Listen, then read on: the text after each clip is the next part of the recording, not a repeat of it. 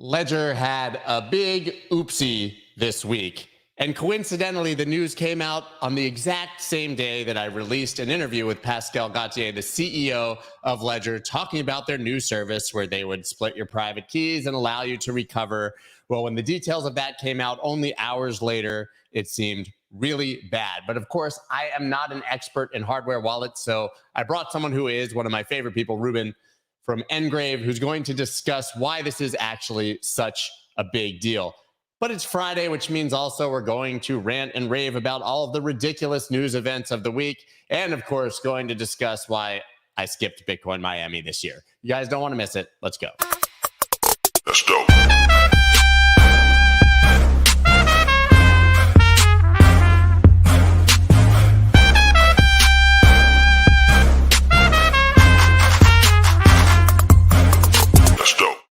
What is up, everybody? I'm Scott Melker, also known as the Wolf of All Streets. Before we get started, please subscribe to the channel and hit that like button. I don't know if anyone's going to show up here on this stream because I know that everybody is in Miami for Bitcoin Miami.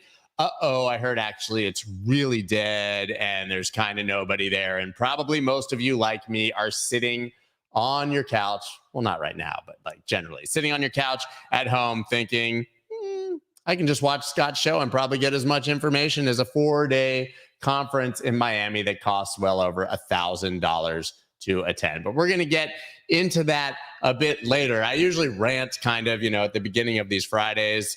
But today I want to be respectful of my guest who I asked about 9 minutes ago to show up on the show today and explain the Ledger situation because, as usual, guys, I dig into this stuff and then I try to understand it and I want to have an informed opinion and then it's just way over my head in this case. So here we go. About to bring on Ruben from Engrave. How are you, man? Hey, Scott. It's been a while. It has been a while, but always good to have you. Everybody knows, I've said it 1,000 times, that Engrave is the wallet that I actually use. For me, it was nothing against Ledger. I have actually Ledger devices and Trezor devices as part of my multi-sig configurations for my Bitcoin. So it is something that I use, but I've always felt more comfortable after knowing you using an Engrave. A lot of that also had to do with the Ledger data leak a few years ago, right? Which had nothing to do with their hardware, but obviously it gave hackers an excuse to phish people. They knew who had wallets. But let's talk about exactly what happened here. To my understanding, the very broad strokes is that basically a firmware update could, in theory, if Ledger or somebody chose to, abstract your private keys or at least part of them off of your device. That seems bad. Is it as bad as it sounds, or is this a standard operating procedure? Yeah, I think it's definitely probably as bad as it sounds, in the sense that any kind of connected device just is open to attack. So when we started our own company, back in 2018, we wanted to adhere by one first principle: never compromise on our user security. And that meant that we all, from the first moment we started, already decided to sever all connectivity. So that means that if you have a Bluetooth enabled device, a USB enabled device, any kind of network connection that you use, it is indeed possible to, as a remote hacker, use it as an attack vector. But also, and obviously in the last few years, nobody expected that, but even the manufacturer can push anything they want to a firmware update. And I think I don't like calling out the names of let's say the other players in the field that are also in the end trying to make the places a safer space. Yeah, I mean, if you look, there is a post of November 15th, 2022, where Ledger says themselves, a firmware update cannot extract the private keys from a secure element. And then 2 days ago, they say, technically speaking, it is and always has been possible to write firmware that facilitates key extraction. Yeah, then you know that that kind of connection is the first thing that needs to go. And that, for me, that means that a true hardware wallet, a true cold wallet, is one where you have no connection. So what we call air-gapped in this space. And on our side, the Zero hardware wallet, for example, does not have any connection. It doesn't do anything over channels like that. The only way it communicates is through QR codes. Okay, so listen, I actually, in this article here, I brought it up from Cointelegraph. Yeah. Here's exactly what you said. November 22, a firmware update cannot extract the private keys from the secure element. And then technically speaking, it is and always has been possible to write firmware that facilitates extraction, right? And so that tweet was deleted. They said it was from someone in customer service who didn't truly understand. But clearly, there's a comms thing here. Now, Hasib from Dragonfly Capital, who's widely respected, someone I know and respect, he kind of dug in and said, this isn't that big a deal. This is the case with all hardware wallets, but you just said that that is not true. So what about when on a wallet like yours, because yours isn't the only air-gapped wallet in the world, what about when you do a firmware update on an air-gapped device where you do need to plug in or have some sort of connectivity to upgrade your device? Yeah, exactly. And I think the point actually goes beyond the possibility of doing it. It remains an important attack vector from any possible angle you can think of. And so the concept of QR codes and the air gapping, why it's so important, is also because if you use a USB or Bluetooth, you're always sort of signing a black box. You don't really know what's in there. You don't really know what's going on. And the beauty about QR code-based communication, it's air gapped, but also it is completely verifiable. You can scan any QR code out there with your phone and see what is being hidden in there. And QR codes can only contain so much payload as well, so you can't just put in there like a whole bunch of code that goes anywhere. It's really about security through transparency. You see what you sign. The beauty about the QR code wallets today is you always have a screen that also shows you what you're about to sign. And in the end, if we would be hiding stuff in there, the community would call us out tomorrow. And that's how it goes in crypto. You get scrutinized from all directions immediately. So yeah, our vision is air gap is what you need to do. And that doesn't necessarily mean it's slow, because QR codes are actually intuitive. No, they're fast. I do it all the time. I mean, I sign transactions every day on it, right? Just back and forth from your phone, scanning QR codes. It's very fast. So I guess then the question is, does this allow them to take your entire private key in theory off of the device, or is it, as they said, sort of being split into shards and separated into, you know, separate locations, and it would have to be all put together to be able to use it? Or is that what they're saying it is now, but if somebody actually wanted to at Ledger, right? I mean, we've seen employees at companies do horrible things. I mean, SIM swapping with AT&T and T-Mobile, I've had both. That was just because some employee sold my data to someone for $100 and let them SIM swap my phone, right? So it just takes one person with access. We saw the Twitter hacks. I mean, crazy things can happen with one disgruntled employee or one dishonest person.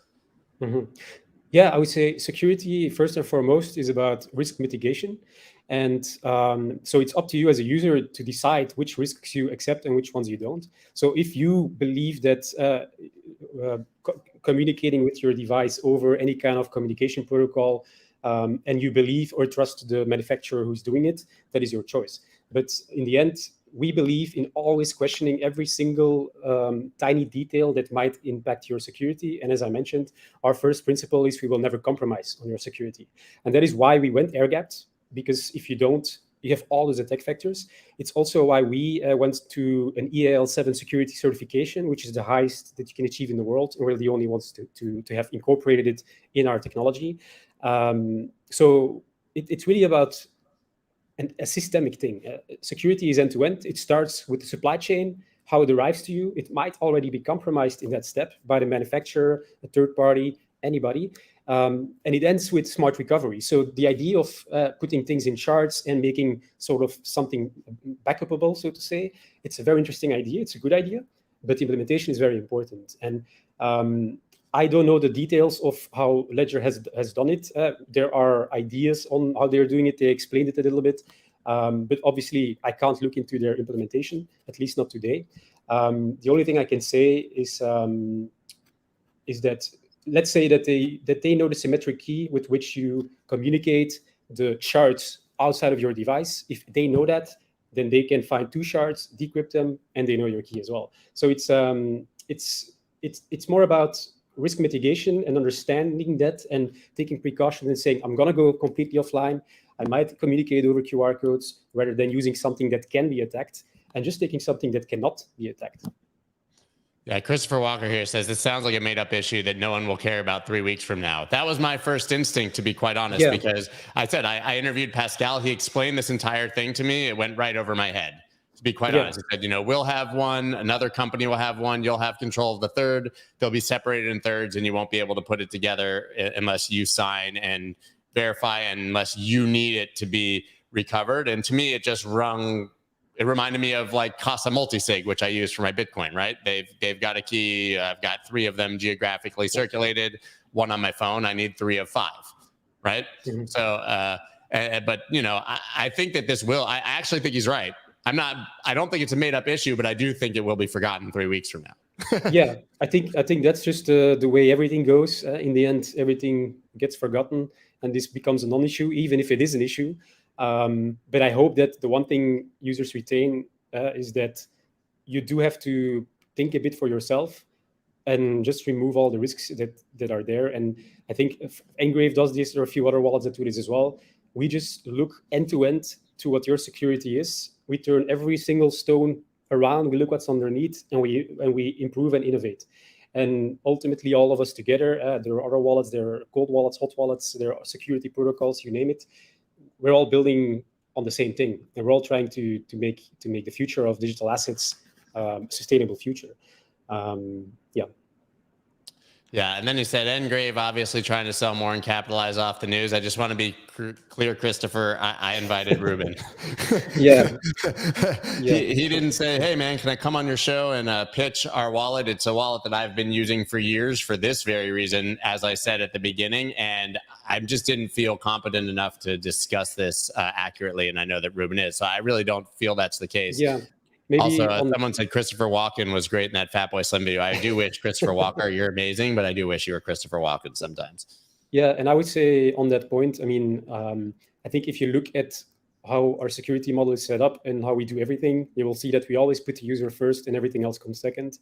And that is ultimately, in my eyes, the long-term game that you should play and the one that will prevail. Yeah, that's what even Jameson from Casa kind of said the same thing. I said, you know, like, why do I need this complex? He said, well, you should always consider your security as 10x whatever you have right now.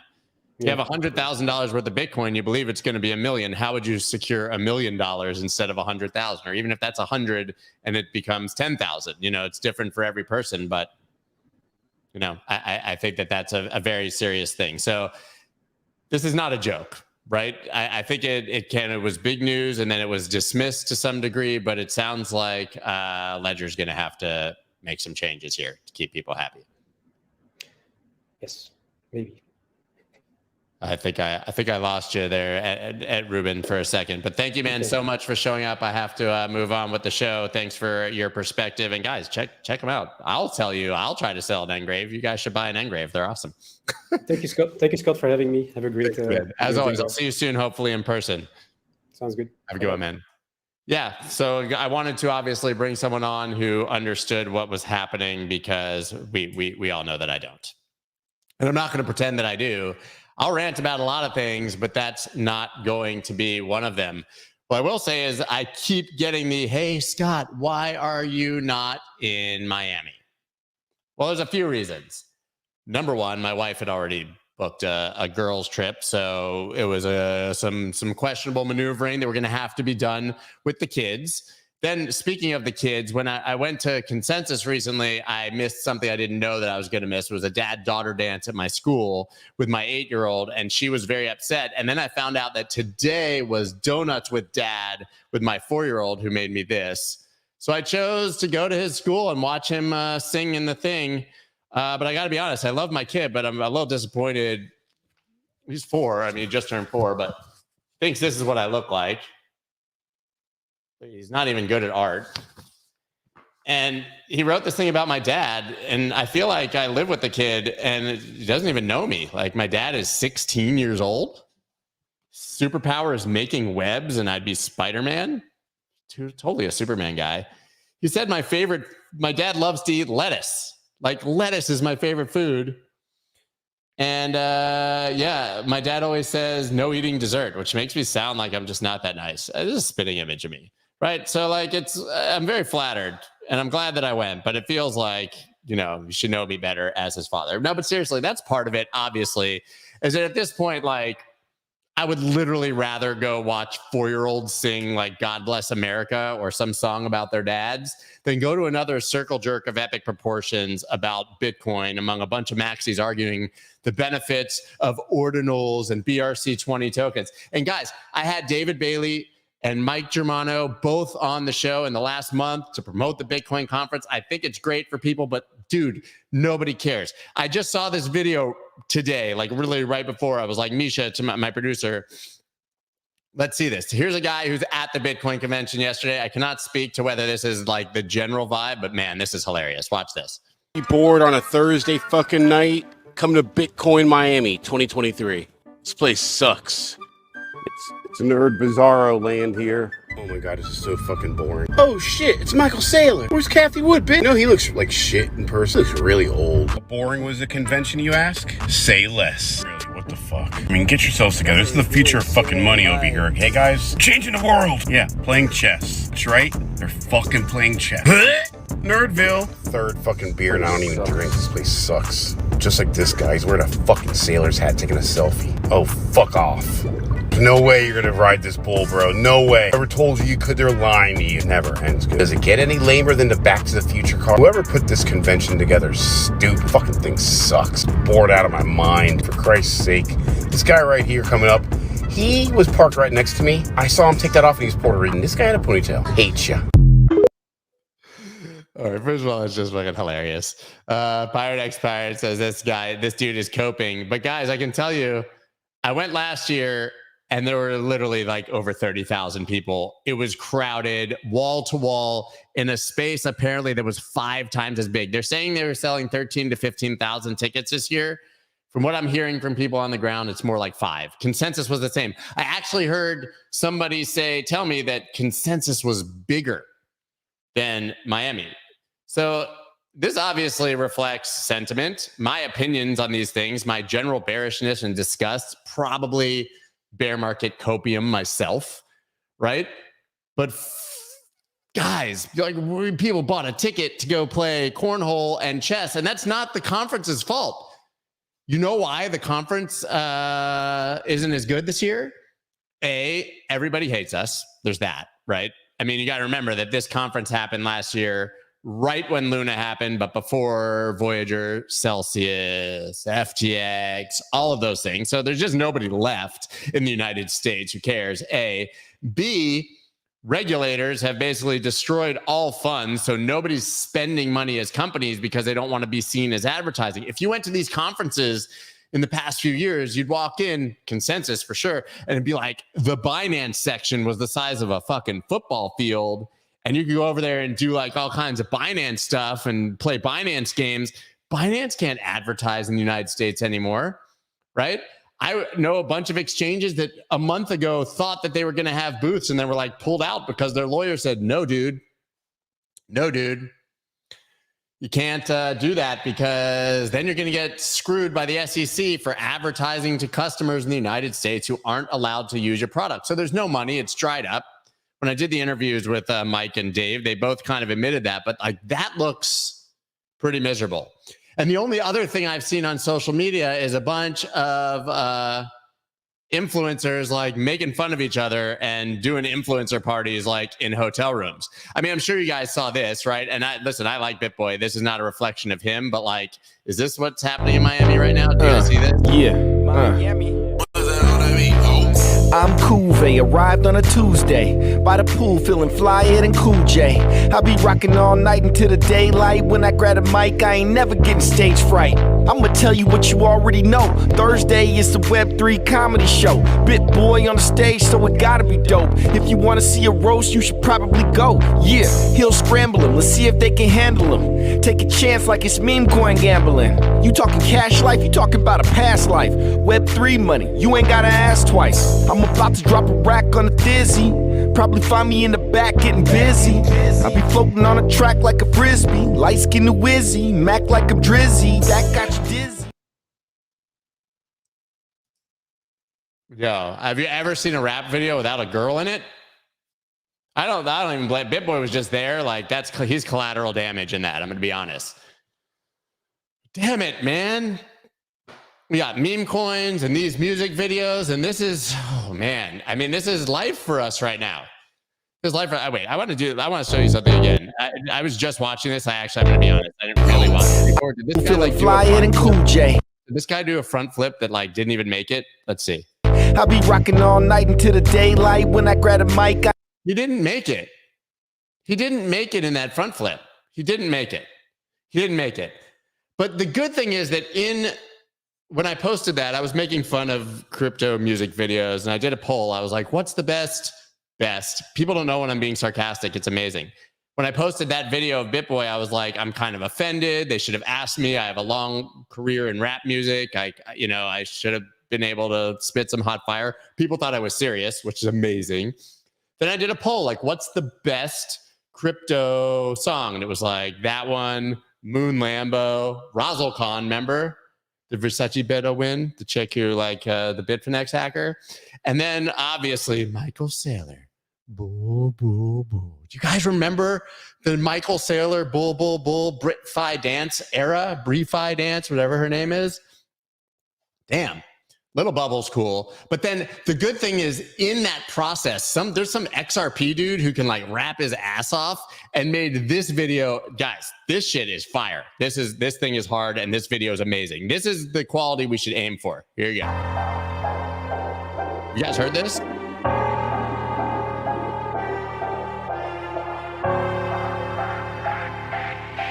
Watch this video. Bad garlic powder.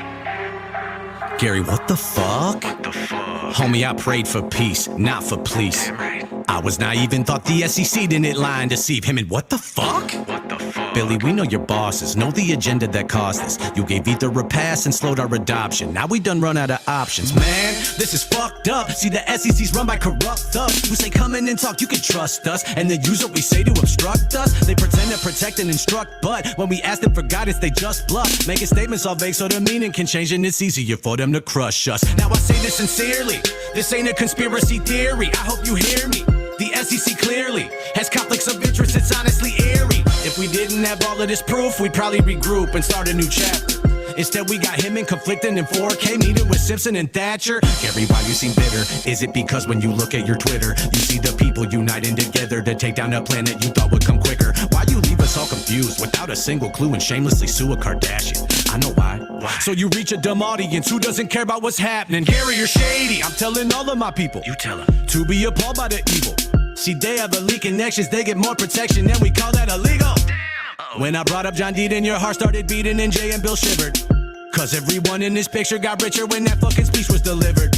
XRP wasn't issued in a shady ICO promotion. It was in fact created by 3 men who made it before Ripple even fucking opened. Now you say it's a security, but it's code, and we only control 4% of nodes. And the tokens in escrow are sold on a schedule that any fucking body can be shown. Gary, I don't know what you thought. You in denial of the proof that we found, and it's so profound. Gary, I don't know what you want. To get promoted or let us all drown. Don't be such a clown, Gary. Ain't got time for your bullshit. Everybody knows you're corrupted. Ain't got time for your bullshit. Everybody knows what is coming. God, man. Tell me that. Come on. Never getting stage. Oh, man. I hit the wrong button. I'm trying to find out exactly who this is. Hold up. His name is NFA.crypto. NFA.dot Crypto is the dude who made that. He has a whole bunch of other ones. Dude, that was hard, bro. That was legitimately a good song. And hilarious and well written and well rapped. Come on, man. But we got this though. I'm gonna tell you what you already know. Thursday is the Web3. Nah. I wonder what that Web3 comedy show was like, though. I saw people sending videos of BitBoy, and I guess I didn't even know there's like these guys, Altcoin Daily, that are twin brothers. One of them, it seemed like it was hilarious, actually, the video. But all these dudes doing stand-up comedy, roasting and making fun of each other, which actually looks better than the video of nerds playing cornhole. But it really does, like, I just didn't want to do it. You know, everyone's like, you should be in Miami. People are calling me, are you down here? And it's just the same people that I see at every single conference. And when I was at Consensus, There was literally no retail. Every single person there was wearing a badge that said what company they were from, and they were all in a huge circle just pitching each other their awkward ideas. And I heard the same thing already from Miami. It was industry day yesterday, though. It was industry day. You know, I can't. What's the point? Why would somebody pay any money to go to any conference in crypto right now? Explain it to me. Am I just mad? I don't know. Yeah. Anyways, we do have a lot of news today. I literally have not even looked at the market since I woke up today. I don't even know the price of Bitcoin right now. Sometimes I like it. We got the bubbles. Now, apparently Banter has their own bubbles. I don't know if you saw that. Let's see. Bitcoin 26,870. Same price as yesterday-ish. Right? But you can this is pretty cool, this crypto bubbles. I found this from Rand, and then he went and made his own bubbles where you can talk about the coins. Pretty cool, but not much green here. Humongous hex all up in your face right now. But yeah, seems like the market's just kind of flat, a little green, a little red, a little unexciting. Yeah, the Flat Smack would rather spend his money on weed. Also, you're married. You'd think I would go to a crypto convention to find girls? Have you ever been to a crypto party at one of these conventions? Dude, more sausage than a Dodgers game or a Chicago Abe Froman convention. I don't know. I don't have many sausage jokes. There's 7 girls at crypto conventions. Come on, man. That's not why you would not go to crypto unless you wanted to make out with other dudes that really liked your same coin. Community. I went down because I'm an ape, and I thought that maybe another ape would make out with me. Dude ape.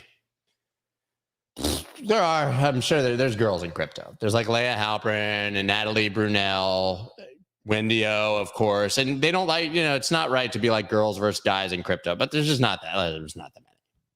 Not that many.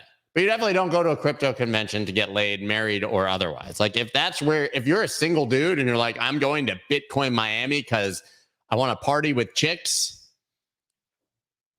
it's going to be bad. Frank's like an ape. Yeah, bored apes. You're an ape. Look, Frank Fractal Cadena, bro. You're an ape. Anyways, whatever. It's fine. MG saying we're early. I think that's true. Yeah, maybe we're early in the next cycle. But that it looks like a rough conference. Anyways, when we're going to talk about things, we did Ledger. Boom, boom, boom. Well, here's a story that had me kind of scratching my head, but we heard about this already a year ago, right?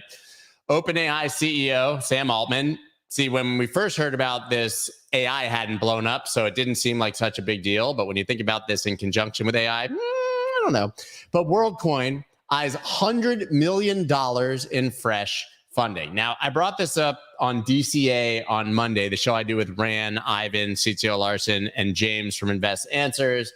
And I was like, nobody is scanning my eyeball for free fucking shit coins, right? But apparently, then I did think, I make fun of these things all the time. It's nobody's scanning my eyeballs, bro. And then Face ID on my phone. Right. And as Rand said, he's you're looking into your computer camera right now. You're getting your eyeballs scanned, whatever. But still, man, this does not sit well with me. Here's some of the obvious criticisms of the WorldCoin. Privacy concerns. They're collecting literally eyeball scans from users all over the world to distribute their coins. And by the way, they're saying it so you can confirm you're human. Kind of scary when you know these are the people running the world with AI. Super centralized, lack of transparency. The company has not released any information about how it plans to use the iris scans. It's an unproven technology, but of course, Coinbase Ventures, Andreessen Horowitz, all of them, $100 million in fresh funding to go scan our eyeballs. Let's listen. Let's get in the chat. What would you guys do? Yeah. Winter Sun, I'm a girl. I also have a crypto group consisting of a majority women. Yes, guys, I'm being hyperbolic. There's plenty of women here, but the ratio is still 9-1. Klaus Schwab volunteered everyone for this product. So good. Yes. Would you guys, what would you do? Would you give up the eyeball for 70 cents in world coins?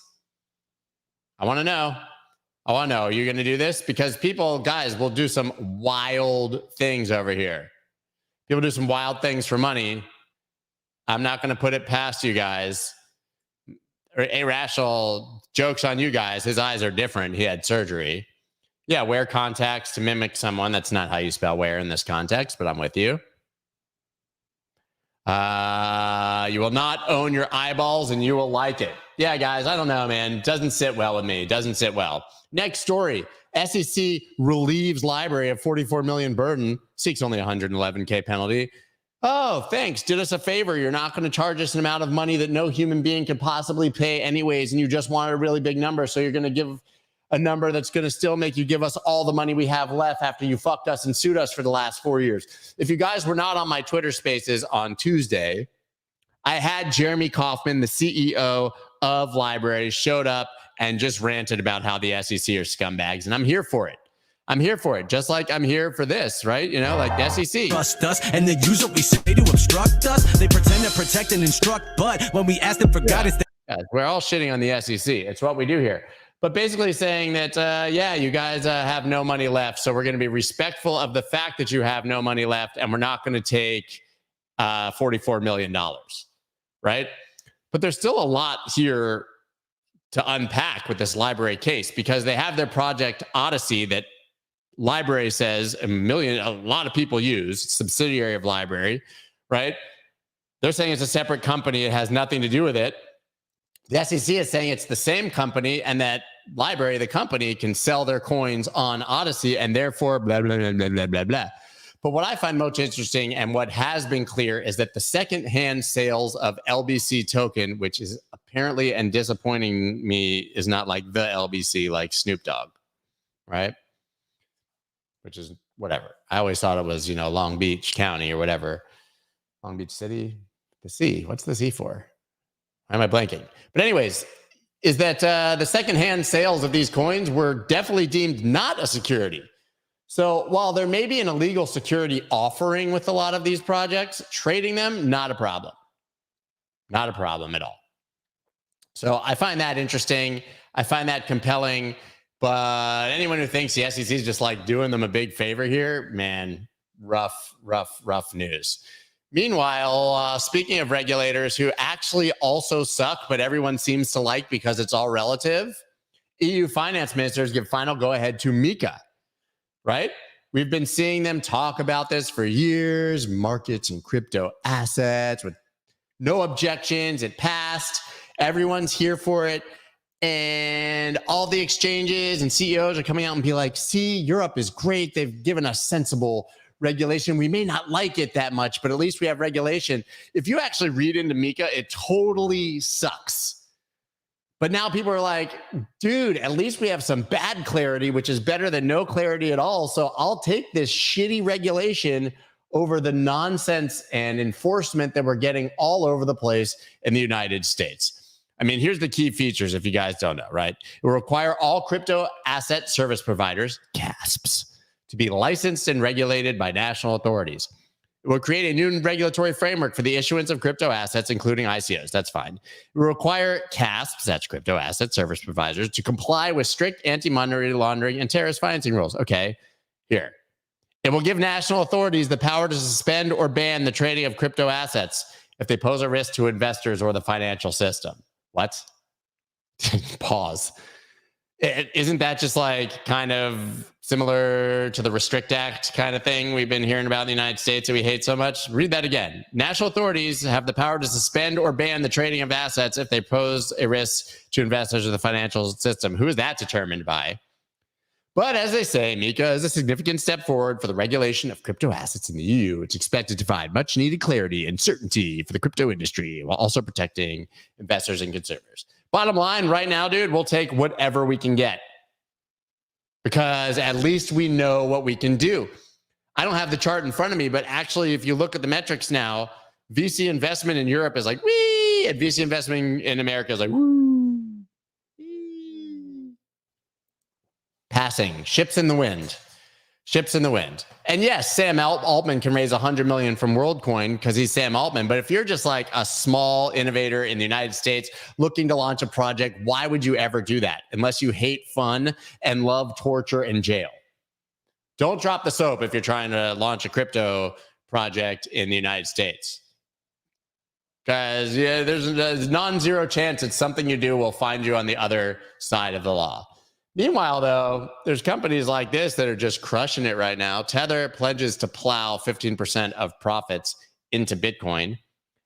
Immediately when this was announced, crypto Twitter was ablaze with terrible takes about, we just saw this with Luna. How dare you back Tether with Bitcoin? It's a volatile asset. We're all dead. You're going to zero. You're a scam. It's their profit, you dumbasses. It's unbelievable how fucking stupid people are, or their inability to read, or that they can read and just choose not to. Tether is taking profits, 15% of their realized gains. They've already cashed out. That's money that's above their reserves, and buying Bitcoin. You guys should be extremely excited about this. But because we hate everything, or a bunch of guys in their mom's basements who are mad about people who've touched girls before, we get pissed off about literally any news, even when it's really good. This is amazing. This is amazing. They have $2.5 billion now over their reserves. So they're fully reserved plus $2.5 billion, and they're going to be taking 15% of their profit in the future, which, by the way, comes from high interest rates and shitty Fed policy, but okay, whatever. And they're going to buy Bitcoin with it. Isn't that a good thing? Isn't that a good thing? Why do we hate everything? I'm being a hater today a little bit. I was hating on Bitcoin Miami, whatever. But like, guys, I mean, come on. Be bored on a Thursday fucking. Kathy would be. Hey guys. Oh, for Christ's sake. You don't want to be there. You don't want to be there. I'm sure it's fun, though. I'm sure it's fun. The after parties. Yeah. But like, come on, man. Be happy when something awesome happens. Like, there's people who still legitimately are like, Tether's a scam. They're terrible. Even if Tether at some point in history was doing some like questionable shit, they've clearly become compliant. The money's in the bank and in treasuries. They made $1.5 billion last quarter. My God, man. Dragon Flames at you. Bitcoin Miami is not Bitcoin. It's true, but listen, I'm sure it's whatever. Whatever, man. Here's some more news from Florida. Ron DeSantis banned CBDCs in Florida. These states could be next. Guess that's cool. I don't really like this guy's face. I don't get into politics very much. Yeah, it bans the use of central bank digital currencies. It says that prohibits any person or entity from issuing, using, or accepting a CBDC in Florida. It also prohibits any person or entity from advertising or promoting a CBDC in the state. All right, fine, cool. But they're saying there's a bunch of other states that could do this. Louisiana, Alabama. My same 4-year-old, by the way, today told me that the Great Barrier Reef is in Alabama. I love this kid. Honestly, this thing is amazing. It's just, I had to mock. He thinks I'm 16 years old. It's awesome. But you know what? He did one for Emmy a couple weeks ago and said she was 61 years old, my wife. So I'm winning. Louisiana, Alabama, Texas, North Dakota have similar ones, which would make it interesting if the United States actually tries to pass a central bank digital currency, and shows you that maybe there's more power in the states than we think. And honestly, this could be one of those regulatory arbitrage situations where people just move to the state that treats them better as opposed to leaving the United States or the country. We're seeing people leave a lot of the coastal states, high tax states for lower tax places, Texas and Miami booming in population, obviously. DeSantis also picked a fight with Disney and just lost $1 trillion campus that Disney was going to build here that was going to have 2,000 jobs. So I don't know if that's great. But yeah, I think there's going to be a situation here where you go to the state that you like the best, and maybe that state is cool for Bitcoin mining or for trading or for certain exchanges that you can't use elsewhere. Yeah. Matthew Moon says any politician supporting a CBDC would be career suicide. I think that is wildly untrue. Should be, Matthew. But the fact is, people are sheep. I mean, Elizabeth Warren gets elected every single year of her life. It's not career suicide to say that she has an anti-crypto army and hates fun and puppies and kills unicorns in the metaverse every day. Yeah, Juicified said she would support a CBDC. I think probably most of the people in power would. By the way, a central bank digital currency that had guaranteed privacy controls, which is not what we would get, would just be kind of cash on the blockchain. That's just not how they're going to do a central bank digital currency. I think we know that. So I'm going to talk. The next story. Trying to have a good day. Bankrupt crypto broker Voyager cleared to repay $1.3 billion to creditors. Oh, right.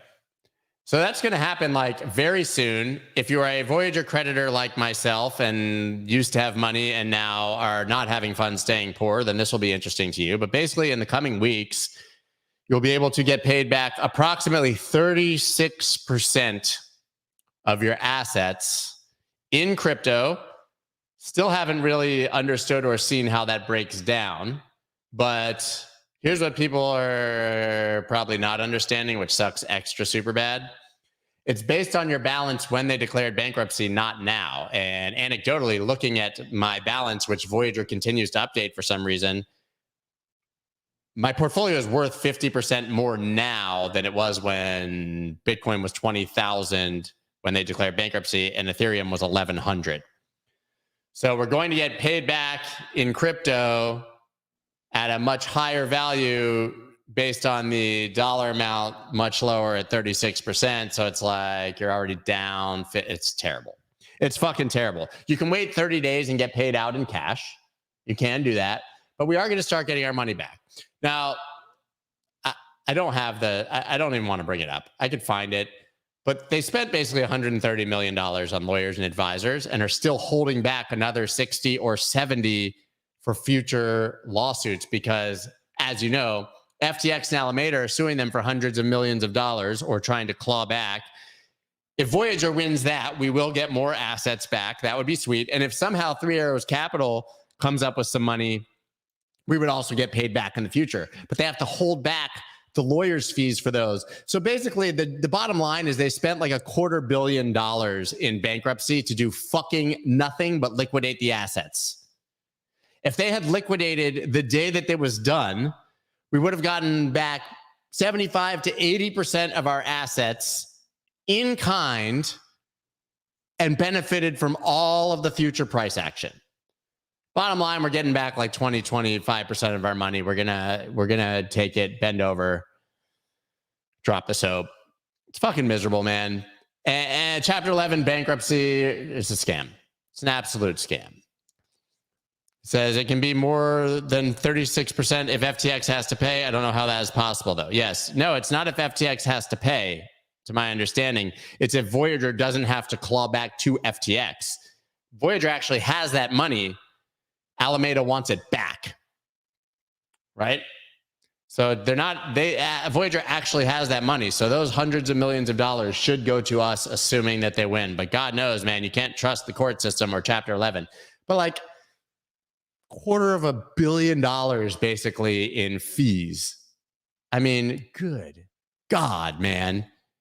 And then you look at FTX and it's like the FTX people thought they were going to get some money back. And now the IRS has moved ahead of them as creditors for back taxes. I mean, this whole thing is a fucking scam. Meanwhile, Wall Street fears $1 trillion aftershock from debt deal.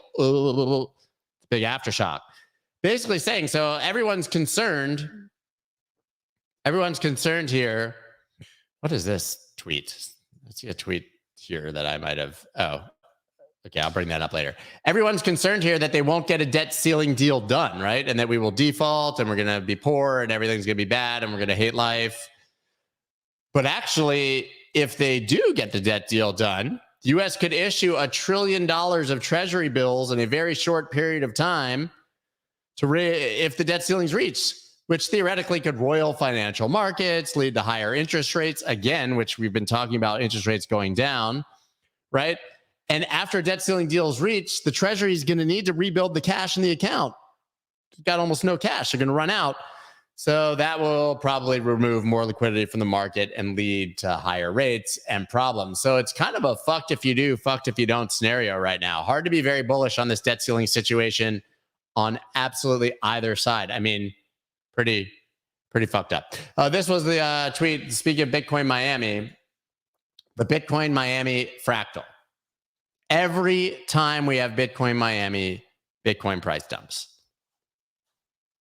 I mean, come on, man. The only rational explanation for this is that conference goers are selling their Bitcoin for hookers and blow during the weekend. That seems like a rational thing. So, guys, I got a couple more minutes here.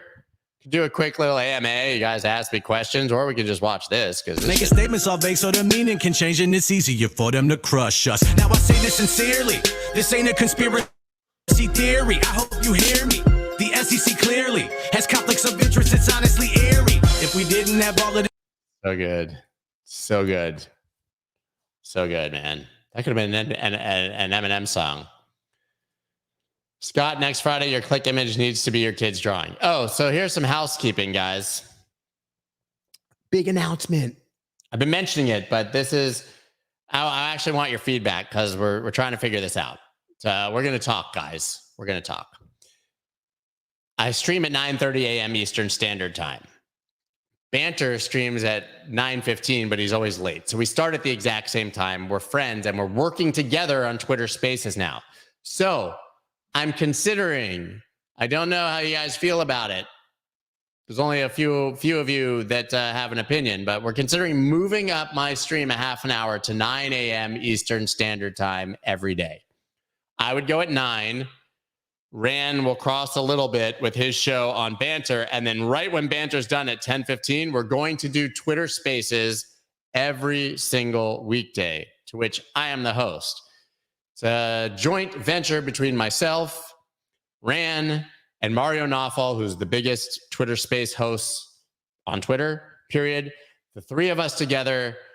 I'm the one who's committed to show up every single day and be the main host with them as co-hosts, driving traffic together. But the idea is to be a home for citizen journalism about crypto, right?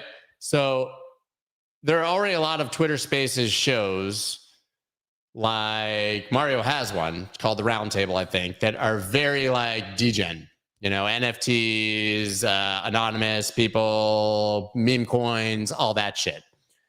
The idea here for me is that I want to take kind of like what we do today on Fridays to some degree, but not as sarcastic because there's going to be people, and Thursdays, like the roundtables, and make a spaces where it's like the biggest and best names in this space have a very serious and honest conversation every day about the news of that day. We'll still have the interviews like I have with the Nova Gratzes and Sailors and all of those, but then like create a much better like collective panel of people that we bring on who are legitimate experts so that we can actually get the opinions of people who understand these things rather than just the opinions of a bunch of us influencers or whatever you want to call us who are reporting on the news and not the ones creating it. TND Tesla says, why not bin YouTube and just spaces? That's what Rand told me to do. Is like, dude, just get rid of YouTube. What's the point? It's like you have almost 900,000 followers on Twitter. Just go there. People seem to be fine with us changing the time. With you at 9, let's go. Yes, move to 9. That's a solid move. There's literally not a bad person here. 9 works for me. I'd move to 9 with you guys.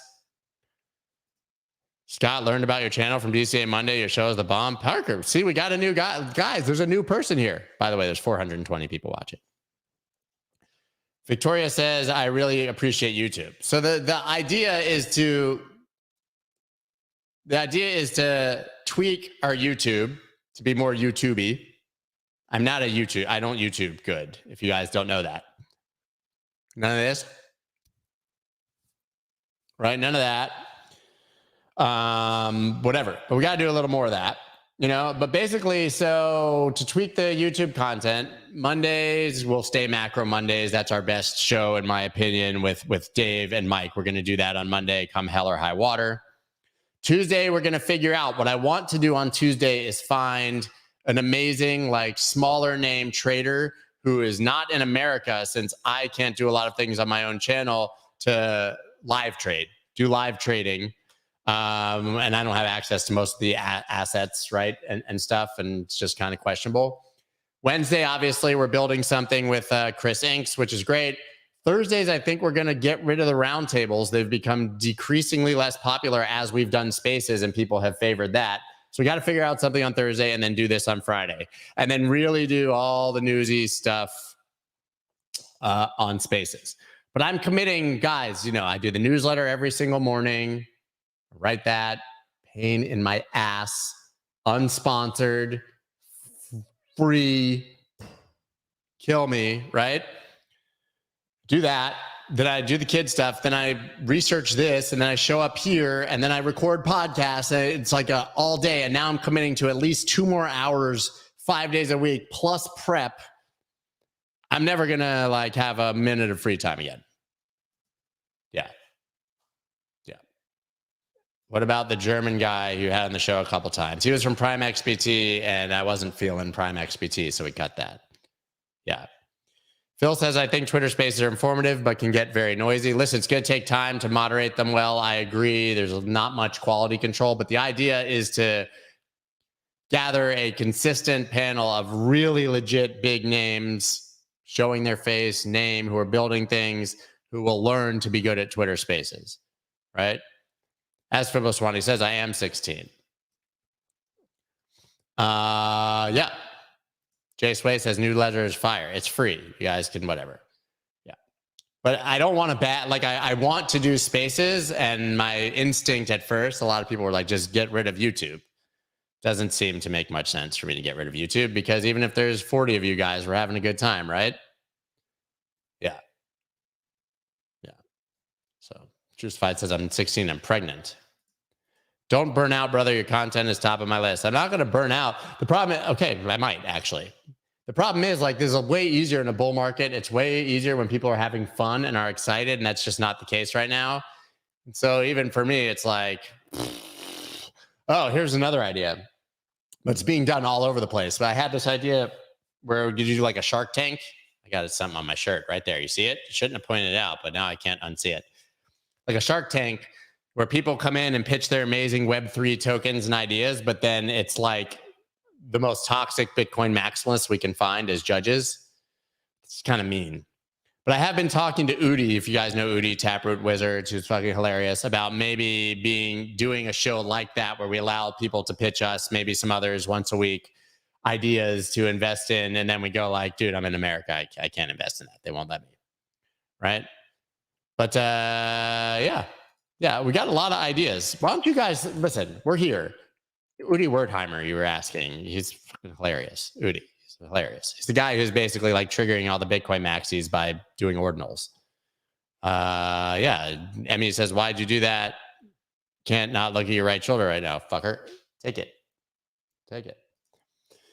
Yeah, but like there's all these Shark Tank shows. Mario does one. Now there's a huge one going to be on TV with like, I saw Wendy O, Altcoin Daily, BitBoy, Mooch, Calvin, like one of the Broduses, like Snoop's kid, maybe Snoop.